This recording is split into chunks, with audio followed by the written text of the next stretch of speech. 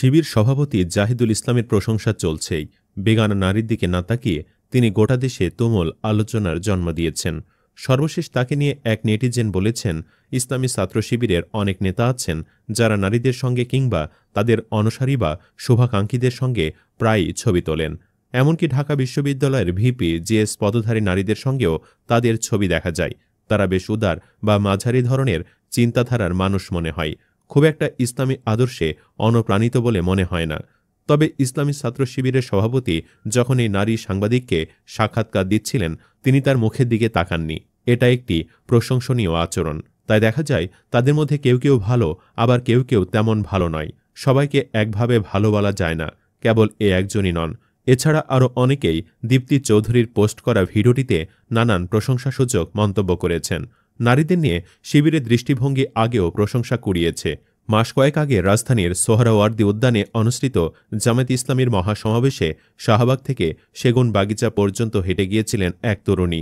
তিনি যখন এই বিশাল জনসমাবেশের মধ্য দিয়ে হেঁটে যাচ্ছিলেন, তখন কোনো উপহাস, হুমকি বা কটূক্তির সম্মুখীন হননি, বরং চারপাশে থাকা মানুষজন সহমর্মিতা, সম্মান এবং রাস্তা ফাঁকা করে দিয়ে তার পথ সহজ করে দেন। এই অভিজ্ঞতা তিনি তার সামাজিক যোগাযোগ মাধ্যমে একটি পোস্টে তুলে ধরেছেন। ওই তরুণী তার পোস্টে লিখেছেন, আশেপাশে যতদূর চোখ যায় শুধু মানুষ আর মানুষ, একটু স্পেসিফিক্যালি মুসলিম বেশের পুরুষ মানুষ। আমি হাঁটা শুরু করলাম, অগণিত রাস্তায় কত করে 1,00,000-এর বেশি মানুষ মনে হয়েছে। ইতিমধ্যেই নানান ছবি ভিডিও দেখে আন্দাজ পেয়ে গেছে মানুষ।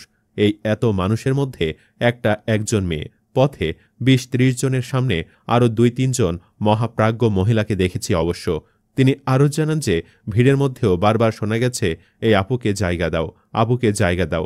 তার মতে এই ডাকে দায়িত্বশীলতা এবং একজন নারীর জন্য নিরাপত্তা নিশ্চিত করার মনোভাব প্রকাশ পেয়েছে, যা একটি বড় ব্যাপার। তিনি বলেন, ইসলাম আর জামায়াত ইসলামীকে আমি এক ভাবি না। জামায়াত নিয়ে আমার অবস্থান নিউট্রাল। কিন্তু গতকালকের অভিজ্ঞতা আমাকে এটুকু বুঝিয়েছে, এই মানুষগুলো ভদ্র। এই অভিজ্ঞতাকে তিনি গত বছরের জুলাইয়ে শাহবাগে আওয়ামী লীগের কর্মীদের হাতে অস্ত্র দেখার ঘটনার সঙ্গে তুলনা করেছেন, যেখানে সুযোগ পেলে তাদের ওপর হামলা হতে পারত। কিন্তু এই সমাবেশে ছিল ভিন্ন চিত্র, যা তার কাছে ভদ্র মানুষ হিসেবে প্রতীয়মান হয়েছে। এছাড়া সামাজিক যোগাযোগ মাধ্যমে মেহিমি তাসনিম জয়া নামে একজন তরুণী বাংলাদেশ ইসলামী ছাত্র শিবির সম্পর্কে তার ব্যক্তিগত অভিজ্ঞতা তুলে ধরেছেন, যা সংগঠনটি সম্পর্কে প্রচলিত ধারণার সঙ্গে সাংঘর্ষিক। এই পোস্টটি দ্রুতই ভাইরাল হয়ে ওঠে এবং এটি ব্যাপক আলোচনা সমালোচনার জন্ম দেয়। জয়া তার পোস্টে উল্লেখ করেছেন যে বিগত 16 বছর ধরে আওয়ামী লীগ সরকারের শাসন আমলে জামায়াত ইসলামী ও ছাত্র শিবিরকে দমন করতে রাষ্ট্রীয় অর্থে অপপ্রচার চালানো হয়েছে।